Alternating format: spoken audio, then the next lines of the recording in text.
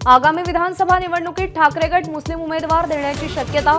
अंबादास दानवे यांची ABP माझाला exclusive माहिती।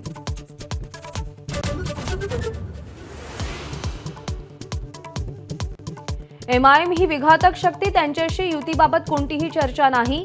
अंबादास दानवेंचं माझाकडे मोठं वक्तव्य।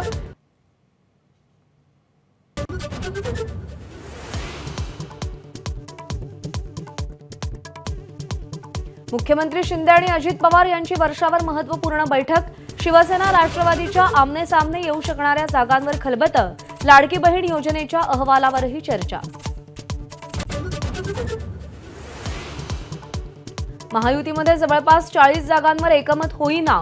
वाद असलेल्या 40 जागांची यादी एबीपी माझाच्या हाती। सामोपचारानं तोडगा काढण्याचे प्रयत्न।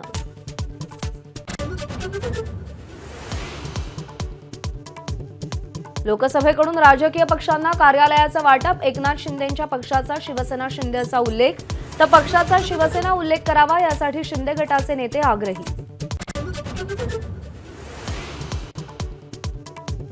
लोकसभा सचिवालयाकडून कार्यालयाचं वाटप करताना शरद पवारांच्या पक्षाचा एनसीपी म्हणूनच उल्लेख। संख्याबळाअभावी अजित पवारांच्या पक्षाला कार्यालय नाही। बार्शीचे अपक्ष आमदार राजेंद्र राऊत यांचं आजपासून ठिय्या आंदोलन। मराठा आरक्षणासाठी विशेष अधिवेशन बोलावण्याची मागणी। जरांगेंच्या आंदोलनाला प्रत्युत्तर देणार।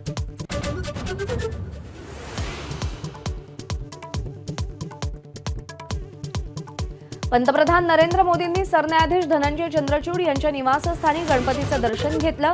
मोदींनी गणपतीची आरतीही केली। खासदार राऊत यांची टीका।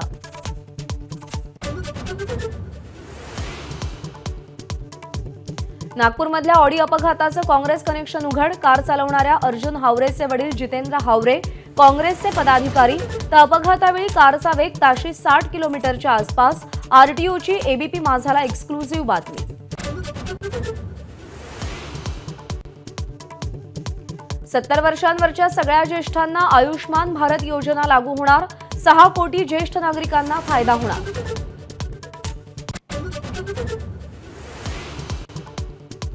नागपूर महापालिकेच्या 39 कर्मचाऱ्यांवर आयुक्तांकडून निलंबनाची कारवाई। कामामध्ये हयगय केल्याचा ठपका। आयुक्तांच्या स्वच्छता पाहणी दौऱ्यामध्ये अनुपस्थित होते।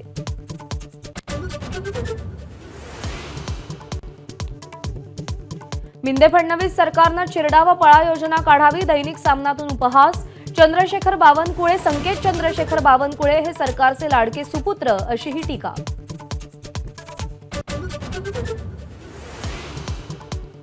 विवेकबुद्धी असणारी कोणतीही मुलगी अनोळखी मुलाला पहिल्यांदा भेटताना हॉटेल रूममध्ये जाणार नाही। मुंबई हायकोर्टाचं नागपूर खंडपीठाचं निरीक्षण। आरोपीची निर्दोष मुक्तता।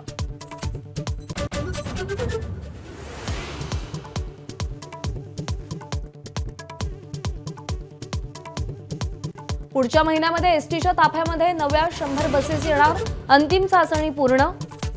नोव्हेंबरमध्ये आणखी 300 नव्या लालपरी।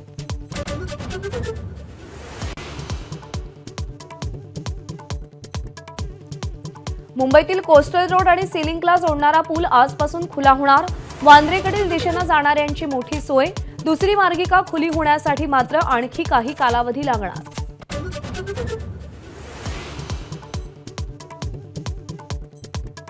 इलेक्ट्रिक वाहनांच्या वापराला प्रोत्साहन देण्यासाठी केंद्राची 11,000 कोटींची योजना। इलेक्ट्रिक रुग्णवाहिकाही लवकरच वापरात आणणार। डोळ्यांचा चष्मा उतरवण्याचा दावा करणाऱ्या आय ड्रॉप्सवर भारत सरकारची बंदी। चुकीचा प्रचार केल्याचं कारण देत कारवाई।